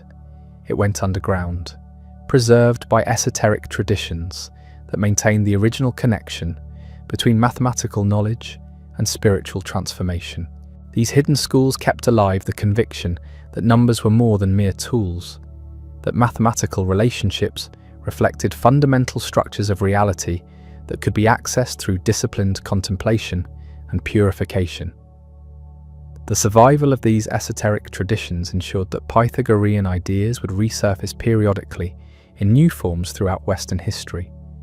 Medieval Christian mystics rediscovered Pythagorean number symbolism and incorporated it into their theological speculations. Renaissance humanists found in Pythagorean texts inspiration for new approaches to understanding both natural phenomena and human nature. The Islamic preservation of Pythagorean mathematics during the European Dark Ages proved particularly crucial for the later development of Western thought. Scholars in Baghdad and Cordoba not only preserved ancient texts, but extended Pythagorean insights in new directions. They developed algebraic techniques that complemented geometric methods, created new astronomical instruments based on mathematical principles, and maintained the tradition of seeing mathematical investigation as a form of spiritual practice. When these Islamic developments reached medieval Europe, through translations and cultural exchange, they sparked a renaissance of mathematical thinking that would eventually culminate in the scientific revolution. European scholars encountered not just the original Pythagorean insights, but centuries of accumulated refinements and extensions that had been preserved and developed in Islamic centers of learning.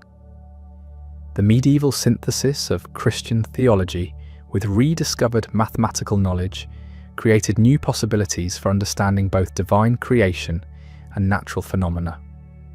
Scholastic philosophers like Thomas Aquinas found ways to harmonize Aristotelian logic with Pythagorean mathematical mysticism, creating comprehensive systems of thought that could accommodate both rational inquiry and religious faith. The cathedral schools and early universities that emerged during this period incorporated mathematical training into their curricula in ways that explicitly acknowledged the Pythagorean heritage. Students learned geometry and arithmetic not just as practical skills, but as preparation for theological study. The mathematical structure of creation was seen as reflecting divine wisdom that could be apprehended through careful study and contemplation. This medieval marriage of mathematics and theology created an intellectual atmosphere that would prove conducive to revolutionary developments in natural philosophy. When figures like Copernicus, Galileo, and Kepler began developing new models of astronomical phenomena, they could draw on a tradition that had always insisted on the mathematical character of cosmic order. The heliocentric revolution that transformed European understanding of planetary motion was in many ways a vindication of original Pythagorean insights about mathematical harmony in celestial phenomena.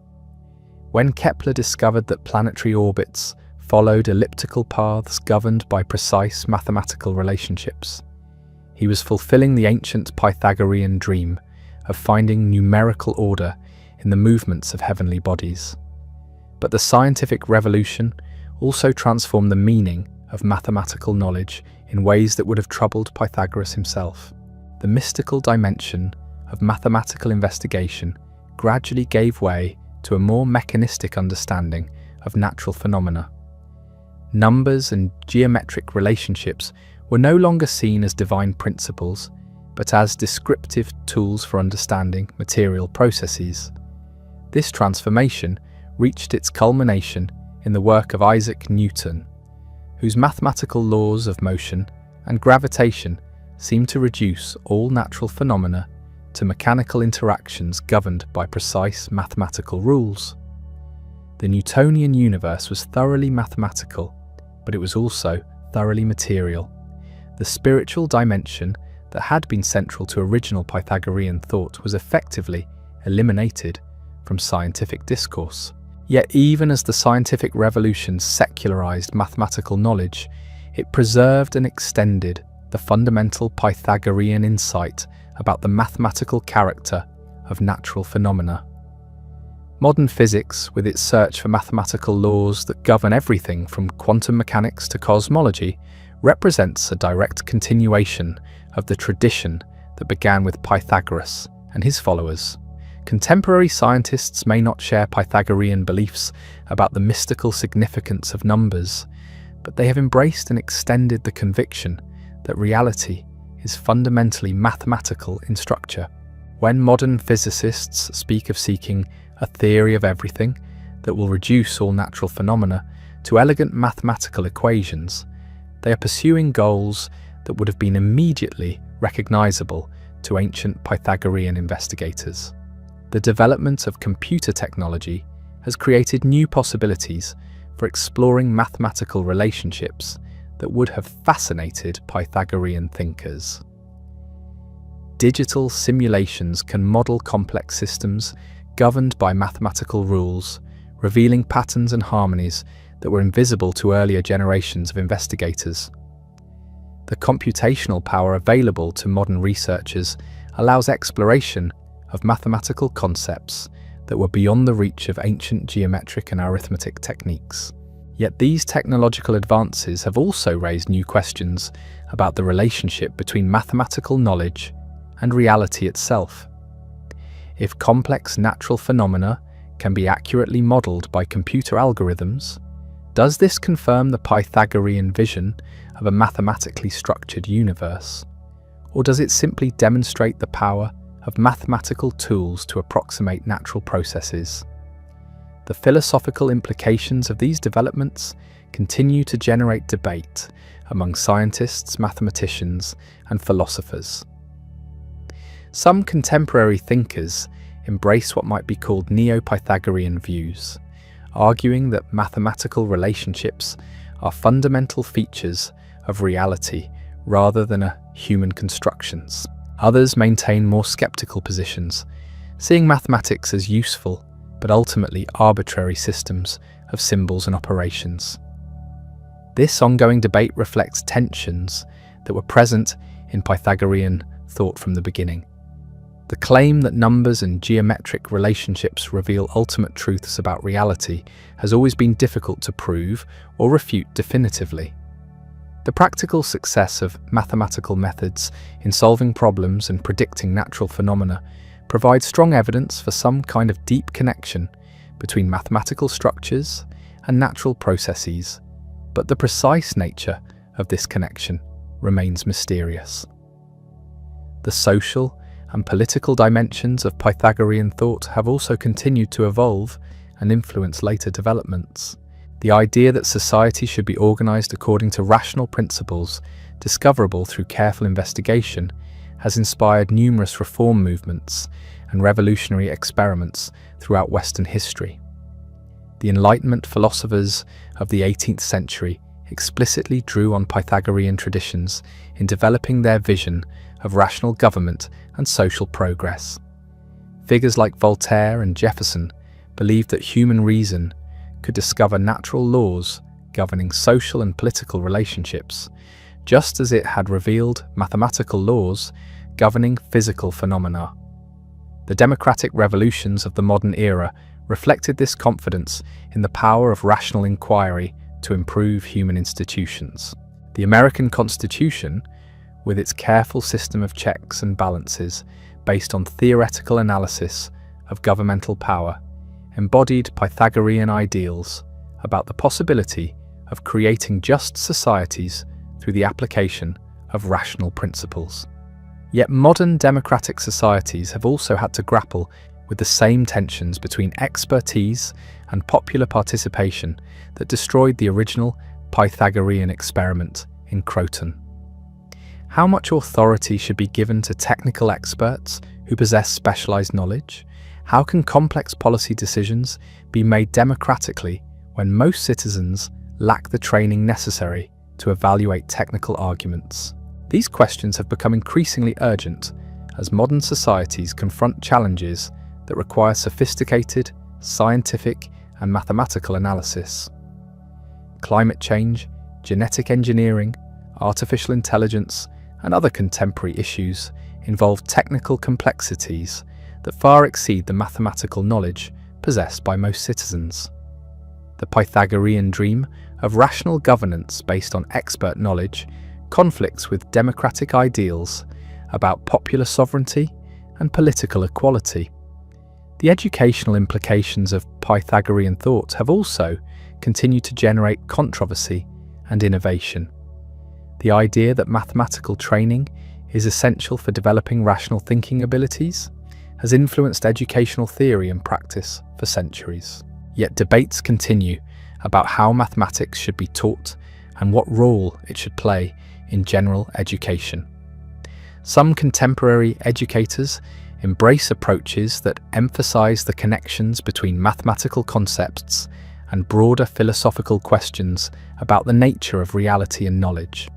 They see mathematics education as an opportunity to develop not just computational skills, but critical thinking abilities, an appreciation for the elegance and beauty of mathematical relationships. Others argue for more practical approaches that focus on the applications of mathematical knowledge to real-world problems. From this perspective, mathematics education should prepare students to use quantitative reasoning in their professional and personal lives rather than initiating them into abstract philosophical speculation. These debates reflect deeper questions about the purposes of education and the relationship between specialized knowledge and general cultural understanding. The Pythagorean tradition has always insisted that mathematical knowledge has value beyond its practical applications. That exposure to mathematical thinking transforms consciousness in ways that benefit both individuals and society. Yet the increasing specialization of modern knowledge has made it difficult to maintain this holistic vision. Few contemporary students have the time or inclination to master both advanced mathematics and broader humanistic learning. The synthesis of mathematical and philosophical inquiry that characterized Pythagorean education has largely given way to narrow disciplinary training that produces experts in particular fields without necessarily developing wisdom about their broader significance. The technological revolution of recent decades has created new possibilities for reviving aspects of the Pythagorean educational vision. Digital tools can make mathematical concepts more accessible to students who lack advanced technical training. Computer visualizations can reveal geometric relationships that were previously invisible. Interactive simulations can allow exploration of mathematical principles without requiring mastery of complex computational techniques. These developments suggest possibilities for educational approaches that could recapture some of the excitement and wonder that originally attracted students to Pythagorean communities. By making mathematical beauty and harmony more accessible, technology might help restore connections between mathematical knowledge and broader questions about meaning and purpose that motivated ancient Pythagorean investigations. The artistic and aesthetic dimensions of Pythagorean thought have also continued to influence cultural development in surprising ways. The idea that mathematical relationships underlie aesthetic beauty has inspired artists, musicians, composers, and architects throughout Western history. From medieval cathedral builders to contemporary digital artists, creators have sought to embody mathematical principles in their work. The development of perspective in Renaissance painting drew directly on geometric principles that originated in Pythagorean investigations. The harmonic ratios, discovered by ancient Pythagorean musicians, continue to influence compositional techniques in both classical and popular music. Contemporary architects still use proportional relationships derived from Pythagorean geometry in designing buildings that seem to embody mathematical harmony in physical form. Yet the relationship between mathematical structure and aesthetic experience remains as mysterious as it was in Pythagoras' time. Why do certain mathematical relationships produce experiences of beauty and satisfaction? Is this response learned through cultural conditioning, or does it reflect deeper features of human consciousness that connect us to mathematical structures in reality itself? These questions have taken on new urgency as digital technologies create unprecedented possibilities for exploring the connections between mathematical patterns and aesthetic experience. Computer-generated art and music can explore mathematical relationships that would have been impossible to realize through traditional media. Virtual reality environments can create immersive experiences of mathematical concepts that engage multiple senses simultaneously. The results of these technological experiments have been both fascinating and puzzling. Some computer-generated works based on mathematical algorithms do seem to possess genuine aesthetic power, suggesting deep connections between mathematical structure and aesthetic response. Others remain cold and mechanical, despite their mathematical sophistication, indicating that aesthetic value cannot be reduced to mathematical relationships alone. The spiritual and religious dimensions of Pythagorean thought have also continued to evolve and influence later developments, though often in forms that would have surprised the original practitioners. The idea that mathematical knowledge provides access to divine truth has inspired mystical traditions throughout Western history, from medieval Christian contemplatives to contemporary New Age movements. Many of these later developments have distorted or simplified original Pythagorean insights, reducing sophisticated mathematical and philosophical investigations to superficial numerological speculation. The popular association of Pythagorean ideas with fortune-telling and occult practices reflects a degradation of traditions that originally emphasized rigorous intellectual discipline and moral purification. Yet serious attempts to revive authentic Pythagorean spiritual practices have also emerged periodically throughout history. Renaissance humanists like Marsilio Ficino and Pico della Mirandola sought to recover the original synthesis of mathematical knowledge and spiritual transformation. Contemporary scholars and practitioners have attempted to reconstruct ancient Pythagorean techniques for using mathematical contemplation as a form of spiritual practice. These efforts have revealed both the enduring appeal and the practical difficulties of the Pythagorean approach to spiritual development. The idea that mathematical investigation can transform consciousness and provide access to higher levels of reality continues to attract serious seekers. Yet the demanding intellectual and moral discipline required for authentic Pythagorean practice makes it accessible only to a small number of dedicated practitioners. The ecological and environmental implications of Pythagorean thought have become increasingly relevant as modern societies confront the consequences of industrial development and technological expansion. The Pythagorean vision of cosmic harmony, based on mathematical relationships, provides a framework for understanding environmental problems as symptoms of broader disruptions in natural order. Contemporary environmental movements have drawn on Pythagorean ideas about the interconnectedness of all natural phenomena in developing holistic approaches to ecological restoration. The idea that human activities should be harmonized with natural cycles reflects Pythagorean insights about the importance of maintaining proper relationships and proportions in all aspects of existence. Yet the practical application of these principles to contemporary environmental challenges requires sophisticated scientific and mathematical analysis that goes far beyond ancient Pythagorean capabilities. Climate modeling, ecological systems analysis, and other tools necessary for understanding environmental problems demand technical expertise that few citizens possess.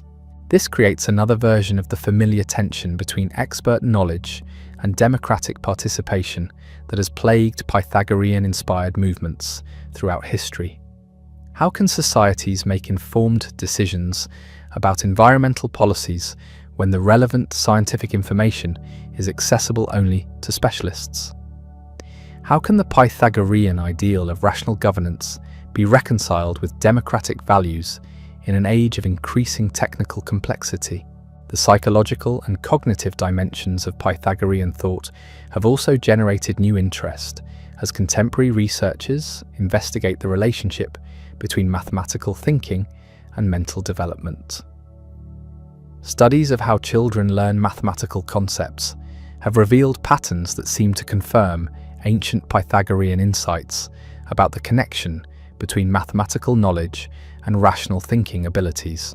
Research on mathematical cognition has shown that exposure to mathematical concepts does indeed develop general reasoning abilities that transfer to other domains of knowledge.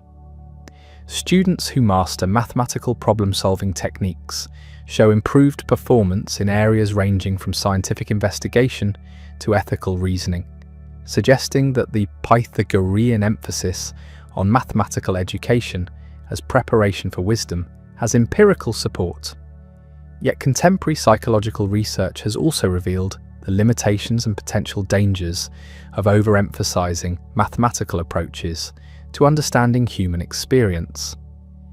The reduction of complex social and personal problems to quantitative analysis can lead to oversimplification and loss of important qualitative dimensions of human experience.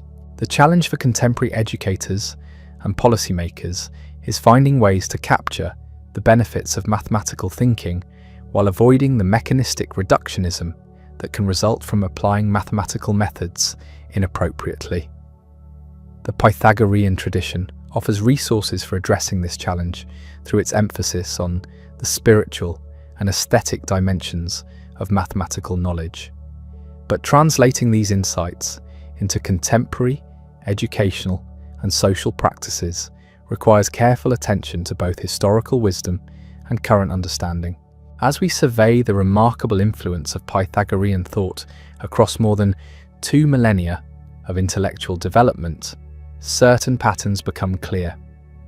The fundamental insights about the mathematical character of natural phenomena, the importance of rational inquiry, and the connections between knowledge and moral responsibility have proven remarkably durable and adaptable to changing circumstances. Yet each generation has also transformed these insights in ways that reflect their own particular concerns and capabilities. The mystical dimensions of original Pythagorean thought have sometimes been preserved and sometimes abandoned. The practical applications of mathematical knowledge have been extended far beyond anything ancient practitioners could have imagined. The social and political implications of rational governance continue to generate both inspiration and controversy. The story of Pythagorean influence is ultimately a story about the power and limitations of human reason itself. The conviction that careful investigation can reveal fundamental truths about reality has driven extraordinary achievements in science, mathematics, philosophy, and other domains of knowledge. Yet the application of rational methods to human affairs has also generated conflicts and disappointments that remind us of the complexity and mystery that persist even in our most sophisticated understanding. The ancient Pythagorean communities that flourished briefly in southern Italy represented one of humanity's earliest and most ambitious attempts to create a comprehensive synthesis of mathematical knowledge, philosophical wisdom, and practical social organization. Their ultimate failure reminds us that even the most brilliant insights must be implemented with humility, compassion, and attention to the full complexity of human experience. And so we reach the end of this extraordinary journey through the life and legacy of Pythagoras, a man whose influence on human thought defies simple measurement. From his birth on the sun-drenched island of Samos to the tragic flames that consumed his community in Croton, from the mystical teachings about the transmigration of souls to the mathematical discoveries that still shape our understanding of reality, Pythagoras gave humanity something unprecedented. He showed us that numbers are not just tools for counting, but windows into the fundamental structure of existence itself. His vision of a universe governed by mathematical harmony continues to inspire scientists, philosophers, and seekers of truth 25 centuries after his death. Every time we marvel at an elegant equation, every time we seek rational solutions to human problems, every time we wonder about the deeper patterns that connect all things, we are walking in the footsteps of the mysterious sage from Samos who dared to believe that reality itself speaks in the language of mathematics.